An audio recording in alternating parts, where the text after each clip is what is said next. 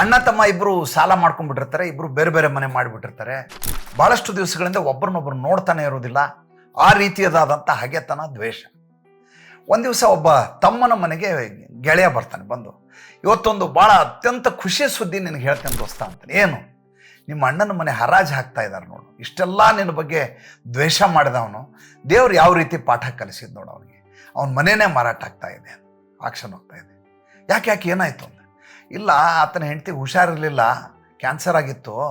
ಟ್ರೀಟ್ಮೆಂಟ್ಗೆ ಎಲ್ಲಿಂದ ದುಡ್ಡು ತರ್ತಾನೆ? ತೊಗೊಂಡೋಗಿ ಊರು ಸಾಹುಕಾರನ ಹತ್ರ ಎಲ್ಲ ಜಮೀನೆಲ್ಲ ಮನೇನ ಅಡ ಇಟ್ಟಿದ್ದ.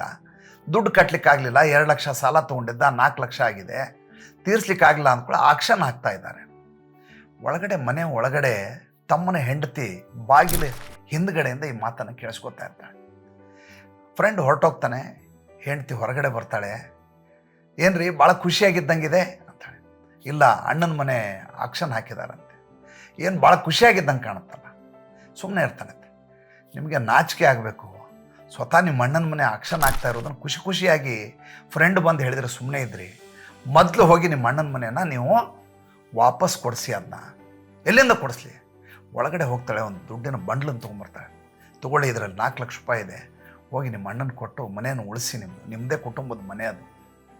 ಎಲ್ಲಿಂದ ತಂದೆ ಎಷ್ಟು ದುಡ್ಡು?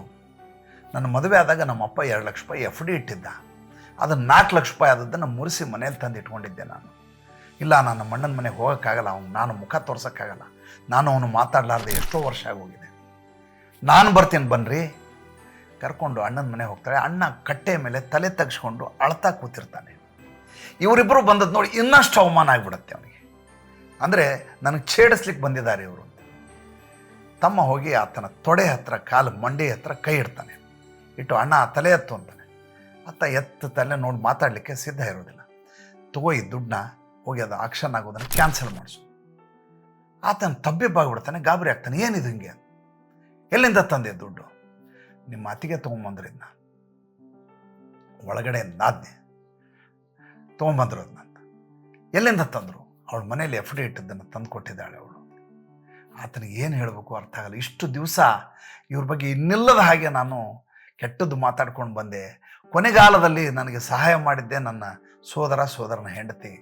ಎಂಥ ಅನ್ಯಾಯ ಮಾಡಿಬಿಟ್ಟೆ ತಾಯೇ. ನೀನು ನನ್ನ ತಮ್ಮನ ಹೆಂಡತಿ ಅಲ್ಲ, ನನ್ನ ಪಾಲಿನ ದೇವತೆ ನೀನು. ಪ್ರತಿಯೊಬ್ಬ ಮನೆಯಲ್ಲೂ ಈ ರೀತಿ ತ್ಯಾಗ ಮಾಡುವಂಥ 100 ಜನ ಅಕ್ಕ ತಂಗಿಯರು, ಎಲ್ಲ ತಾಯಂದರು ಇರ್ತಾರೆ. ಅವರ ತ್ಯಾಗ ನಮ್ಗೆ ಗೊತ್ತೇ ಆಗೋದಿಲ್ಲ. ಅವ್ರು ತ್ಯಾಗ ಮಾಡಿದ್ದೀನಿ ಅಂತ ಹೇಳೋದಿಲ್ಲ, ನೇಪಥ್ಯದಲ್ಲಿರ್ತಾರೆ. ಆದರೆ ಕುಟುಂಬಗಳೆಲ್ಲ ಉಜ್ವಲಗೊಂಡಿರ್ತವೆ. ಅವರ ತ್ಯಾಗ ಮಾತ್ರ ನೇಪಥ್ಯದಲ್ಲಿ ಉಳಿದ್ಬಿಡುತ್ತೆ. ಯಾವತ್ತೂ ತ್ಯಾಗ ಮಾಡಿದವ್ರನ್ನ, ಯಾವತ್ತೂ ಸಹಾಯ ಮಾಡಿದವ್ರನ್ನ ಮರೆಯಬಾರ್ದು. ಮತ್ತು ತ್ಯಾಗ ಮಾಡಿದ್ದನ್ನು ಜ್ಞಾಪಿಸ್ಕೋಬೇಕು ಅಲ್ವಾ? ಯೋಚನೆ ಮಾಡಿ ನೋಡಿ.